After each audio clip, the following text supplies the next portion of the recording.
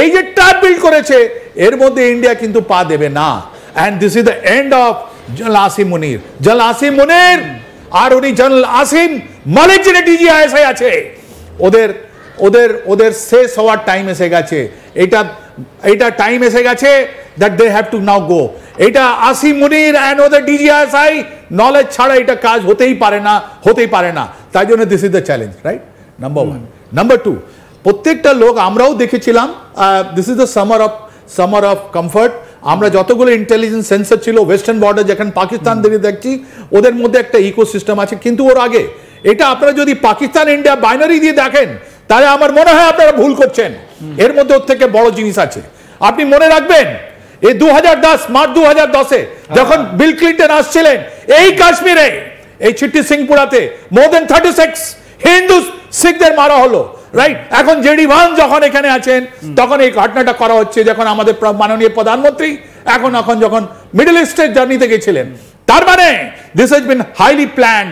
This man it is a structured একটা planning করে করা হয়েছে, জানেন? মানে আপনি কি বলছেন যে এই মেসেজটা ওই স্যাম আঙ্কেলদের দেওয়া হচ্ছে?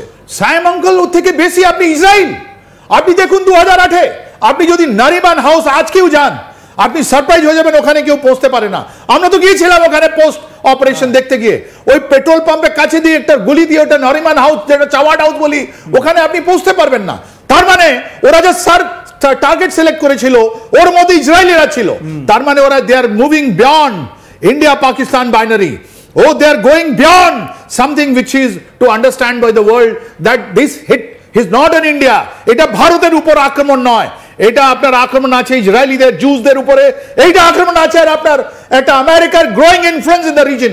এইটা ইনফ্লুয়েন্স আছে আপনার ইন্ডিয়ান এই যে আমেরিকা আর ইসরায়েলের সঙ্গে যে আমাদের রিলেশনটা হচ্ছে ওর উপরে একটা অ্যাটাক আছে, রাইট? এইটা আপনাকে জানতে হবে। আর এইটাই তাই জন্য আমরা বলছি না, মানে আমার এখানে একটা প্রশ্ন। আসিম মুনির তার ভিডিও আমরা দেখেছি যেটা ভাইরাল হয়েছে, উনি বলছেন যে মুসলমান হিন্দু এরা একসঙ্গে থাকতে পারে না, অন্য কোনো ধর্মের লোকের সঙ্গে থাকতে পারে না। এবারে যখন অ্যাটাকটা হলো তখন আমরা দেখলাম ধর্ম পরিচয় জেনে অ্যাটাক হলো, কালমা পড়তে পারেন কিনা সেটা জেনে অ্যাটাক হলো, তারপর হিন্দুদেরকে মারা হলো। আপনি কি বলতে চাইছেন যে এটা শুধুমাত্র হিন্দুদের ওপর অ্যাটাক নয়, অন্য মানে মুসলিম ছাড়া অমুসলিম অন্যান্য সব সম্প্রদায়ের মানুষকে, সব ধর্মের মানুষকে বার্তা দেওয়া হলো? দেখুন, এটা শুধু একমাত্র রিজন নয় যেটা আপনি বলছেন, শুধু আসিম মুনিরের কথা বলে ভালো হবে না। এখানে ওয়াক, এই আমাদের পশ্চিমবঙ্গে মুর্শিদাবাদে আপনি দেখলেন কি করে হিংসাটা হলো, রাইট? এটা অনলি প্লেস যেখানে আপনার হিংসাটা হয়েছে আপনার। এটা ওয়াক আছে, 370 আছে। আমি আপনাকে 10 থেকে বেশি কারণ বলতে পারি, এর জন্য ছোট ছোট কারণ যার মধ্যে জেনারেল আসিম মুনির আছে।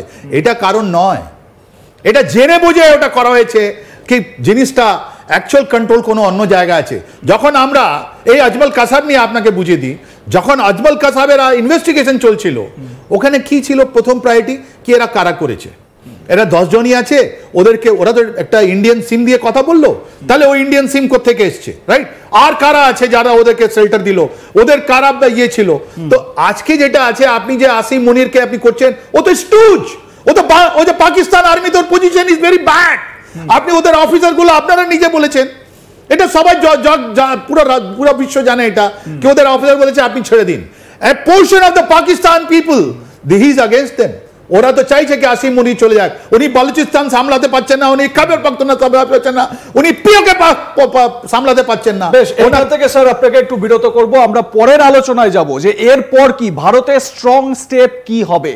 সবাই আলোচনা করছেন যে এবারে ঝাঁপিয়ে পড়তে হবে, এয়ার স্ট্রাইক বা সার্জিক্যাল স্ট্রাইক করে হবে না, এবারে স্ট্রং অ্যাকশন। সেই স্ট্রং অ্যাকশন কি?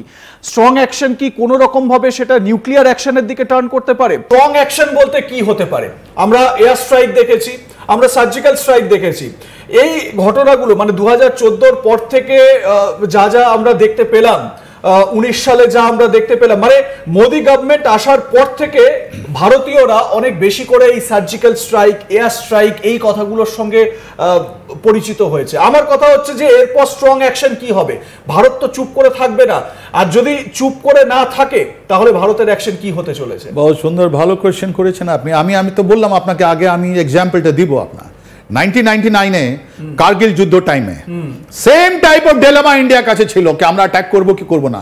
আপনাকে এখন বলে দিই, পাকিস্তানের সঙ্গে আমরা 3 রকমের অ্যাকচুয়ালি বাউন্ডারি শেয়ার করি। একটা ইন্টারন্যাশনাল বর্ডার আছে, যেটা আপনার গুজরাট থেকে আমাদের কাশ্মীরের উপত্যকা আছে, তারপরে লাইন অফ কন্ট্রোল আছে, রাইট, আর তারপরে এজিপিএল আছে, অ্যাকচুয়াল গ্রাউন্ড পজিশন লাইন, আপনি জান এটা। তারপর একটা সাকসাম ভ্যালি আছে, যেটা পাকিস্তান ইলিগলি চায়নাকে সারেন্ডার করেছে, ওটা আমাদের মাটি। তো এই পাকিস্তানের সঙ্গে যখন আমরা বর্ডারের কথা বলছি, এটা 3 আর একজন সাকসাম ভ্যালির কথা আমরা বলছি, জানেন।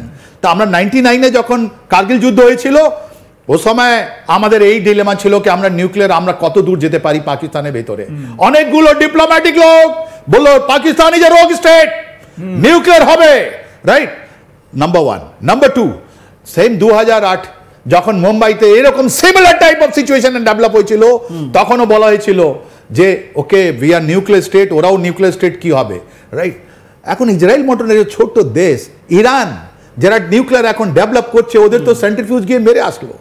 আমি তো বলবো আজকে কনসিডার দিস, ওদের যে কাহুটাতে আপনার নিউক্লিয়ার ইনস্টলেশন আছে, ওদের চাগাই হিলসে যেটা আন্ডারগ্রাউন্ড বাংকার আছে, ওর মধ্যে প্রিএমপ্টিভ স্ট্রাইক করে ওদের নিউক্লিয়ার ফ্যাসিলিটিটা শেষ করে দাও। এইটাই আমার মনে হয়, ওটা নিউক্লিয়ার ফ্যাসিলিটি শেষ করে দিলে আজকে পাকিস্তানের 10 প্রজন্মর ওদের ক্ষমতা হবে না আর কথা বলার জন্য, রাইট। ওরা নিজেই ভেঙে পড়বে, নিজে বেটেই ভেঙে পড়বে। তাহলে আমি যে ইসরায়েল থেকে আমি আপনাকে কোট করে বলছি, ভয় করো না, ভয় করবো না আমরা। ওদের নিউক্লিয়ার ফ্যাসিলিটি আমাদের কাছে পুরো যদি ইন্টেলিজেন্স থাকে, ওদেরকে ধ্বংস করে দেওয়া আমাদের প্রথম কাজ হওয়া উচিত। এইটাই আমরা চাই, এটাই স্ট্র্যাটেজিক। আর আমাদের 10 generation they will remember this government for the 56 ইঞ্চিনা that আমরা পাকিস্তানের যে সো কল্ড নিউক্লিয়ার ইনস্টলেশন শেষ করে দিলাম। তারপর আমাদের ওদের সঙ্গে আলোচনা হবে যে চলে। আপনি বলছেন পাকিস্তান আর্মি সিচুয়েশন আপনি দেখুন, আমরা কোনোদিন এটা ডিসকাস করিনি, বিকজ আমরা অন্য দেশের কোনো আর্মি আর এদিনে কথা বলার আমাদের উচিত না যতদিন আমাদের আছে না। পাকিস্তান আর্মি আজকে 3টে ফ্রন্টে লড়ছে, 3টে ফ্রন্ট। একটা বালুচিস্তানে লড়ছে, আপনি টানেলে দেখলেন কি হলো, কচু কাটা করা হলো। আপনি খাইবার পাখতুনখোয়া, ওদের মৌলানা ফজলুর রহমান ওদের সিনেটে কথা বলছে কি অনেকগুলো পুলিশ স্টেশনে ওরা মুখ খুলতে পারছে না, ওখানে কেউ নেই। আর এবার তো ওরা ওয়েস্টার্ন ফ্রন্ট যাদের ওদের ইস্টার্ন ফ্রন্ট আমাদের সঙ্গে যেতে করছে, পাকিস্তান আর্মি যাবে কোথায়? Where is the strength, where is the moral? Public ওদের সঙ্গে নেই, ওদের মধ্যে জুনিয়র অফিসার ওদের সঙ্গে নেই, তাহলে ওরা কোথায় যাবে? They are being surrounded. This is the checkmate for the Pakistan army. TTPও তো পাকিস্তানের একটা বড় সমস্যা। Pakistan army is fighting against them in Khyber Pakhtunkhwa. এটাই আমি বলছি, 3টে ফ্রন্ট খুলে নিয়েছে। একটা খুলেছে বালুচিস্তানে, একটা খুলেছে টিটিপি আপনার খাইবার পাখতুনখোয়া ডুরান্ড লাইনে। আর আমাদের সঙ্গে কোথায় আছে ওদের আর্মি? কোথায় আছে? আর ওদের মানুষগুলো বলছে তোমরা আমাদের 1947 থেকে আমাদের মুখে তোমরা চোখে আমাদের ধুল পাঠাচ্ছ, তোমরা কোন যুদ্ধ জিততে পারোনি।